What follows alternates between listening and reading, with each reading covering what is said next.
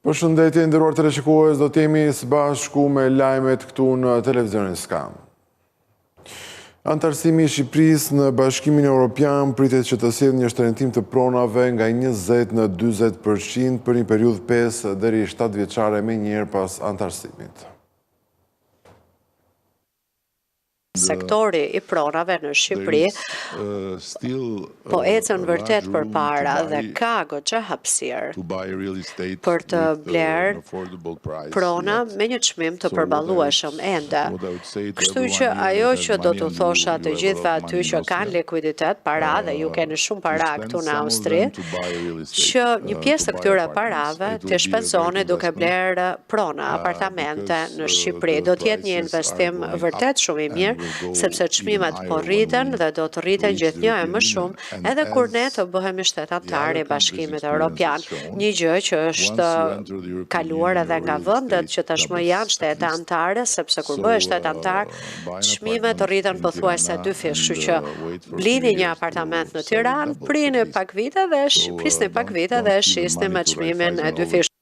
Ky ka qenë apeli i bërë një ditë më parë nga kryeministri Edi Rama drejtuar investitorëve austriak, ndërsa një analizë e fundit e bërë nga Altax del në konkluzionin se antarësimi në Bashkimin Evropian, objektivi të cilit është viti 2030, mund të sjellë rritje graduale të çmimit të pronave në Shqipëri, 20 deri në 40% në një harë kohor 5 deri në 7 vjet për zonat me tituj të qartë pronësie, ajër të pastër, lidhje të mira transporti dhe infrastrukturë të mirëmbajtur. Analiza bazohet edhe në eksperiencën e shteteve të tjera të cilat kanë kaluar këtë cikël, siç është Kroacia, Slovenia apo Rumania. Sipas dokumentit, dyfishimi i vlerës së pronës nuk është i garantuar pasi mund të jetë pothuajse i pamundur pa reforma strukturore në zbatimin e ligjit dhe sigurinë e pronësisë, reduktimin e korrupsionit në ndërtim, përmirësimin e infrastrukturës urbane dhe mjedisit. Për këto arsye thuhet se hyrja në BE nuk është garanci për pasurim të shpejtë. Tregu mund të mbajtë çmimet aktuale për 2 deri në 3 vitet në vijim, por rritja e mëtejshme do të kërkojë ekonomi reale, jo vetëm entuziazëm politik.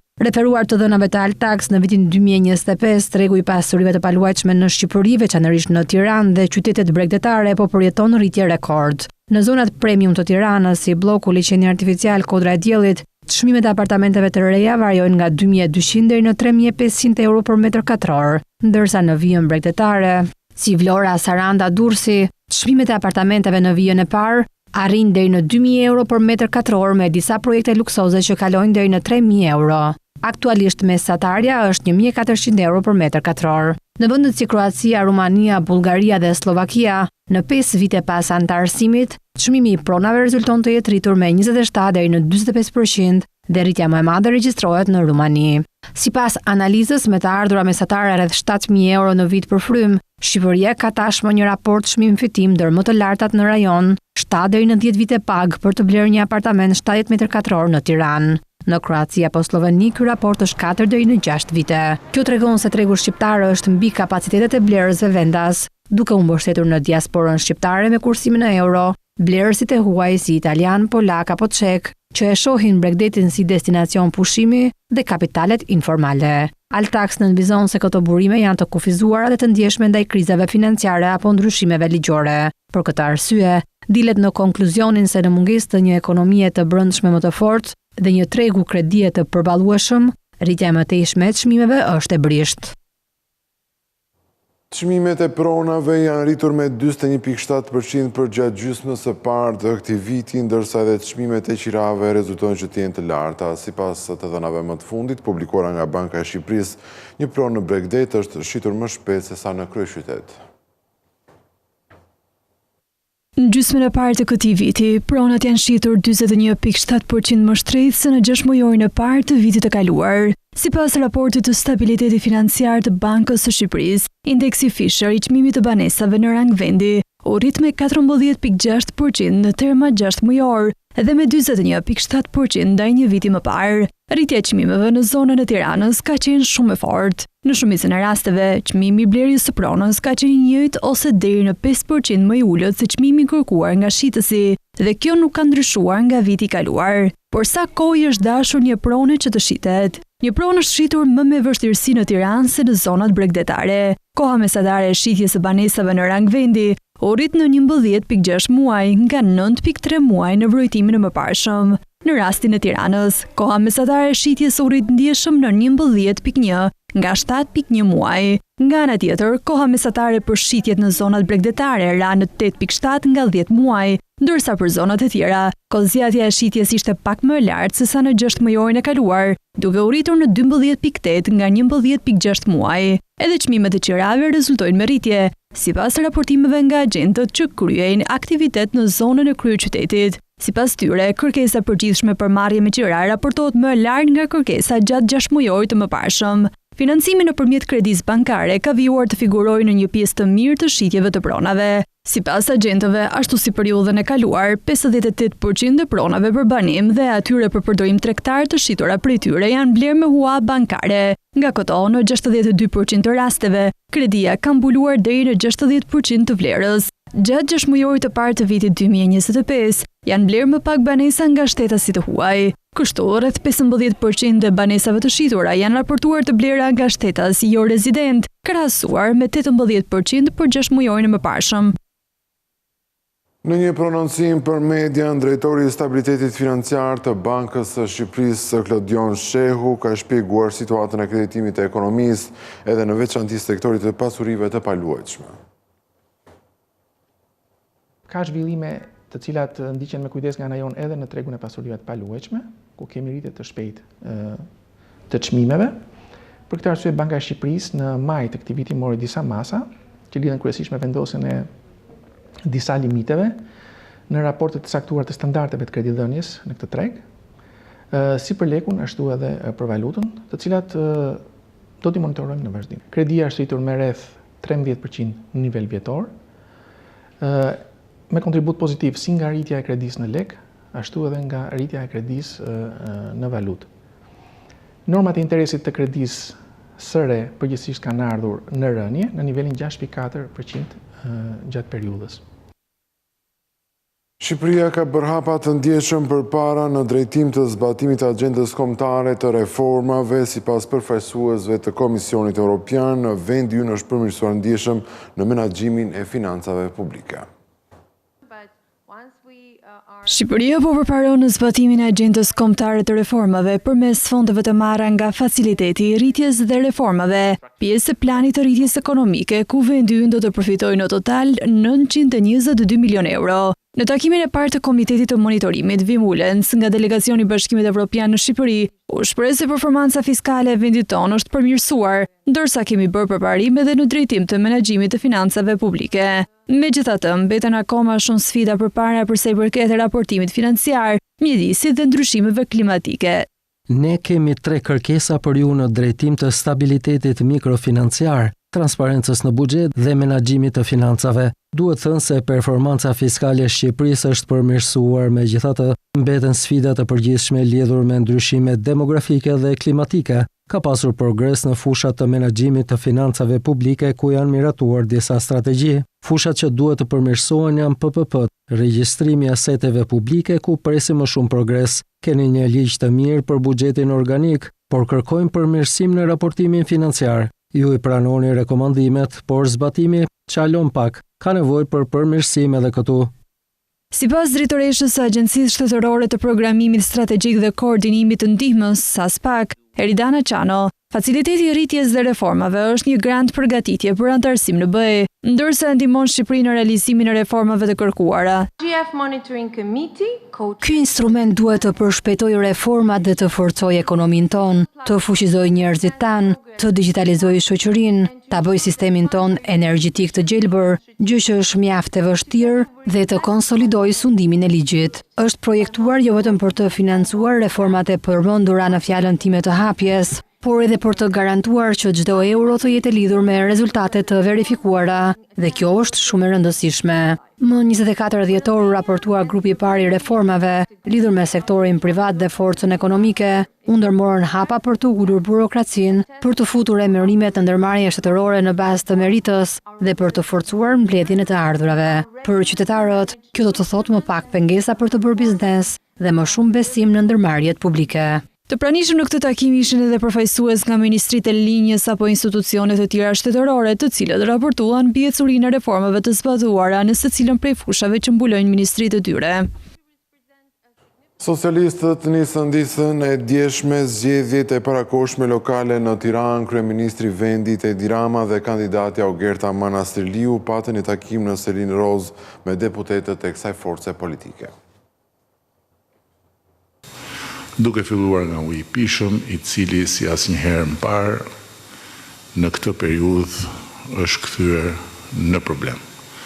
Është një problem i keq administrimit dhe për këtë arsye ne do të ndërhyjmë përsëri në drejtimin e ujësjellësit të Bashkisë Tiranës, ndërkohë që siç e kemi bërë me dije publikisht, një reformë shumë më e thellë dhe më gjithëpërfshirëse në aspektin e territorit të Shqipërisë, pra jo vetëm për Tiranën,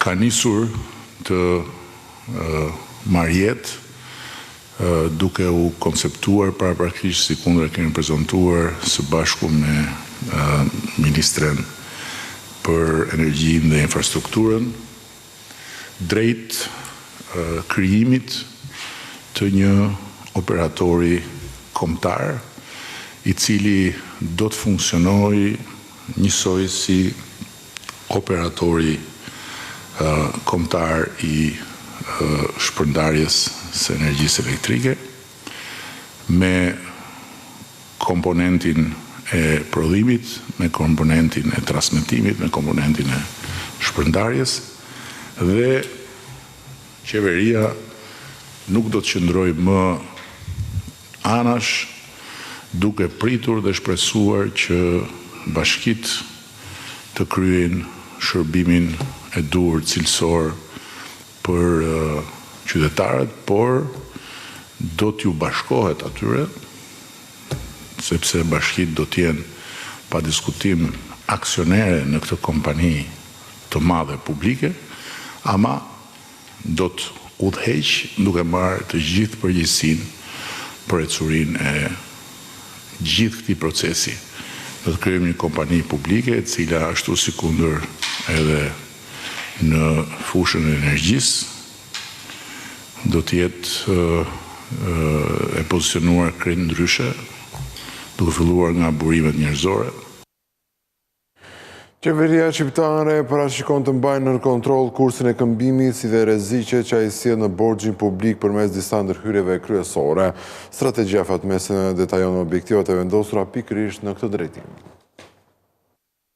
Borxhi publik i Shqipërisë mund të përkeqësohet për shkak të ndryshimeve në kursin e këmbimit të lekut kundrejt monedhave të tjera. Në strategjinë fatmesme të menaxhimit të borxhit 2025-2029, theksohet se aktualisht risku i kursit të këmbimit është mbajtur në nivele të pranueshme dhe rezervat valutore menaxhohen në mënyrë aktive sipas udhëzimeve të përcaktuara për përbërjen valutore.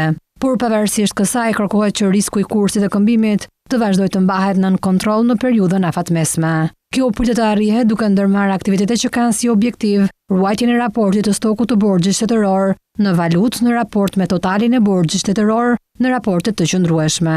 Po ashtu synohet përqendrimi i uhamarrjes së huaj në monedhë euro dhe në monedha të përbëra. Një tjetër ndërthyrje është rritja e stokut të borxhit në valutë në periudha fatmesme në linjë me rritjen e eksporteve dhe rezervës valutore. Ndërsa synohet gjithashtu vlerësimi i mundësisë për përdorimin e derivatëve financiar për të kontrolluar këtë risk në raste do të jetë e nevojshme. Borxhi në valutë të huaj ndaj totalit të borxhit publik aktualisht zë një peshë prej 41.9%, ndërsa objektivi në fund të vitit 2029 është përcaktuar që të arrijë maksimalisht deri në 45%. Synimi kryesor i strategjisë 2025-2029 do të jetë ulja e ekspozimit ndaj rrisjeve, kryesisht rrisjet që shoqërojnë portofolin e borxhit të brendshëm.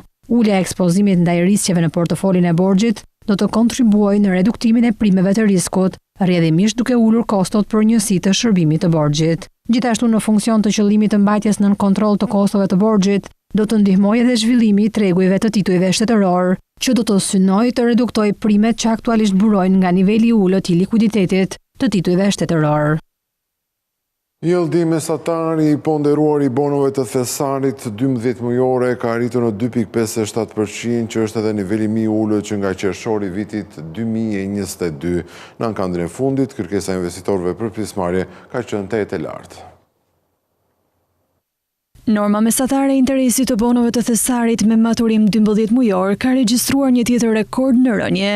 Në ankandin e fundit, jelldi mesatari i ponderuar zbriti në 2.57%. Kështu, jelldi arrin fare pranë normës bazë të interesit prej 2.50%. Në ankandin e zhvilluar rreth një muaj më parë, jelldi ishte pak më i lartë, 2.6%. Kjo është edhe norma më ulët e regjistruar që nga qershori 2022. Përsa i përket kërkesës së investitorëve, të dhënat tregojnë se ka qenë e lartë. Numri kërkesave konkurruese ishte 15, ndërsa u pranuan vetëm 10 prej tyre. Nga ana tjetër, shuma e shpallur për financim ishte 6.8 miliard lek, ndërsa vlera totale e kërkesave në ankand arriti 8.4 miliard lek. Vendimi i Bankës së Shqipërisë për të ulur normën bazë të interesit në 2.5% nga 2.7% që ishte më parë, jep ndikimin e tij në rënien e mëtejshme të jeldit të bonove 12 mujore. Niveli ulët i interesit të bonove nënkupton edhe kosto më të lira për kredi në lek, e cila ndikon në zgjerimin e huadhënies bankare. Nga ana tjetër, qeveria mund të financojë borxhin e brendshëm me kosto më të lirë. Jeldi është interesi vjetor që mbajtësi i bonove do të marrë gjatë afatit të tij deri në maturim. Jeldi i bonove të thesarit 12 mujore i referohet kthimit që një investitor realizon nga një investim në një instrument të tillë. Jeldi përputhet me normën e kuponit të bonos kur ai lëshohet, megjithëse jeldi shpesh ndryshon ndërsa bonot janë në qarkullim. Jeldi aktual është norma e kuponit të bonos e pjesëtuar me çmimin e tij të tregut. Me një ofertë prej 1.97 miliard lekësh, autoriteti rrugor shqiptar ka shpallur kompaninë fituese për fazën e 3 të zgjerimit të autostradës Tiranë-Durrës. Kjo fazë përfshin ndërtimin e nyjes që lidh rrugën e Laknasit me projektin e zgjerimit të autostradës. Me një ofertë prej 1.97 miliard lekë, autoriteti rrugor shqiptar ka shpallur kompaninë fituese për fazën e 3 të zgjerimit të autostradës Tiranë-Durrës. Kontrata është fituar nga kompania Al Building, teksa në garë morën pjesë dhe 13 kompani të tjera, 7 prej të cilave u skualifikuan. Kjo fazë përfshin ndërtimin e nyjes që lidh rrugën e Laknasit me projektin e zgjerimit të autostradës, teksa në dokumentet e tenderit specifikohej se zona ku kërkohet të realizohet ky projekt është një zonë me zhvillim të lartë industrial dhe së fundmi edhe me zhvillim të rëndësishëm urban. Rruga ekzistuese përveç se është në gjendje të keqe të shtresave asfaltike, nuk ka akses të drejt për drejt në aksin kryesor Tiranë-Durrës. Aktualisht lidhja në këtë aks realizohet nëpërmjet rrugëve paralele, të cilat në pjesën më të madhe të ditës janë me trafik të rënduar, me nyjen e kthesës së Kamzës, në një distancë prej rreth 2200 metra në drejtim të Tiranës, thuhej ndër të tjera në dokumentet e tenderit. Aktualisht është duke u punuar për zgjerimin e autostradës në 5 kilometrat e parë, që nisin pak pasi kalon kthesën e Kamzës deri në mbikalimin e Rinasit, dhe sipas deklaratave publike, synimi është që ato të përfundojnë në dhjetor të këtij viti. Ndërhyrja në autostradën Tiranë-Durrës synohet të sjellë një përmirësim në drejtim të trafikut, që aktualisht paraqet probleme të shumta. Në fund të këtij edicioni kujtoj se për më tepër informacion ju mund të klikoni në faqen tonë të internetit skantv.al, ku do të gjeni gjithçka mbi ekonominë, bankat, sigurimet, tregjet financiare të tjerë. Gjithashtu mund të na gjeni edhe në Facebook, Instagram, YouTube dhe LinkedIn. Tu kemi përfunduar, unë falenderoj për vëmendjen, bashkë mirupafshim.